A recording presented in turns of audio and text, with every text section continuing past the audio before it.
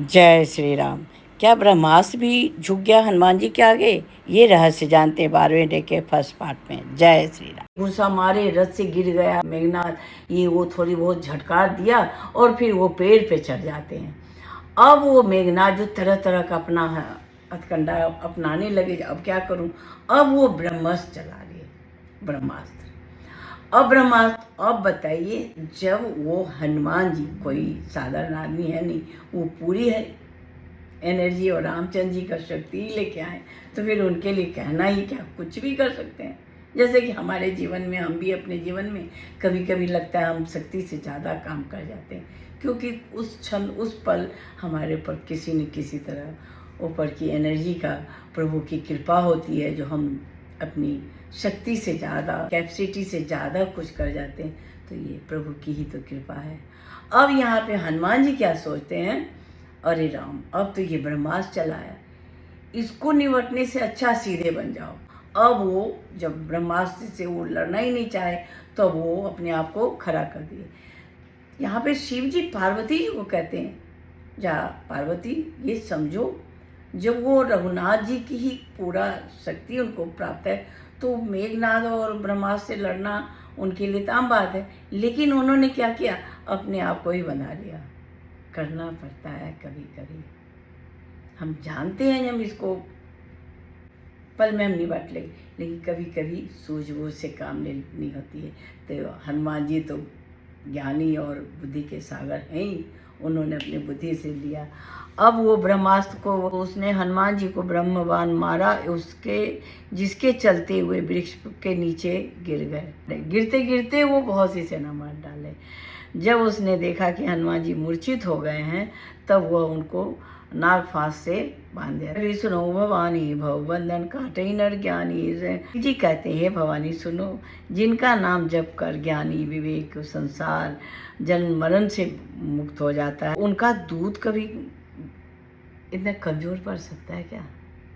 अब इसमें भी कितना रहस्य देखिए, क्योंकि हमको कुछ वास्तविकता दिखाना, जहाँ हम कमज़ोर पड़ गए बंधन, किंतु प्रभु के कार्य के लिए और हनुमान जी को स्वयं अपने आप को बंधाना पड़ा। प्रभु के काम के लिए उनको अपने आप को छोड़ देना। कभी बंधन सुनी निशिचर धाये, कौतुक लागी सभा सभाए, और उनको बांध के और सभा में ले आया गया।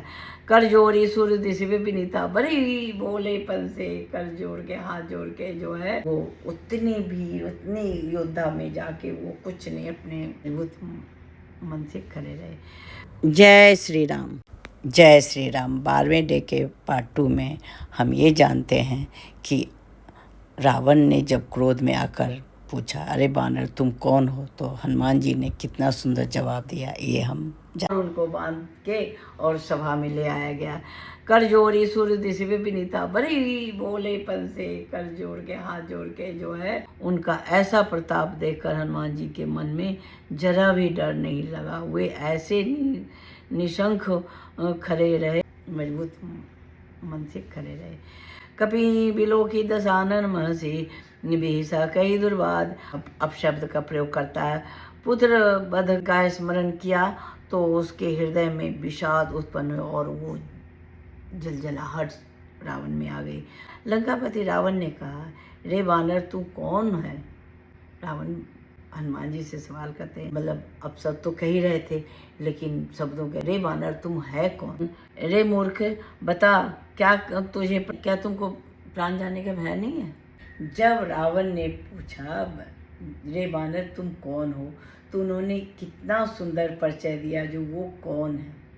तब उन्होंने रावण की बातों का ये जवाब दिया, जो मैं कौन हूँ, वो जिनके बल से 10 शीश और ब्रह्मा विष्णु महेश सभी जो ब्रह्मांड चलाते हैं और समस्त ब्रह्मांड को सिर पर धारण करते हैं, और क्या कहते, जो देवताओं के रक्षा के लिए तरह तरह का देह धारण करते हैं, और जिन्होंने शिव जी के धनुष को ऐसे तोड़ा जो सारे राजा, एक से एक योद्धा का गर्व चकनाचूर कर दिया।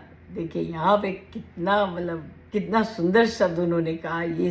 लेकिन ये कहा शिव जी का धनुष उन्होंने इस तरह तोड़ा जब बड़े बड़े योद्धा राजाओं का गर्व चकनाचूर कर दिया। तो जिन्होंने खर दूषण तीसरा बाली को मार डाला और जो सबके सब अतुलनीय बलवान थे, जो कि सबके सब इतने बलवान थे, वो जाके वल्लभ लेस से जीते हुए चराचर जारी, जिनके लेश मात्र बल से तुमने समस्त चराचर जगत को जीत लिया, जिनकी प्रिय पत्नी को तुम चोरी से हर ले आए हो, मैं उन्हीं का दूत हूँ। इतना लंबा परिचय दिया।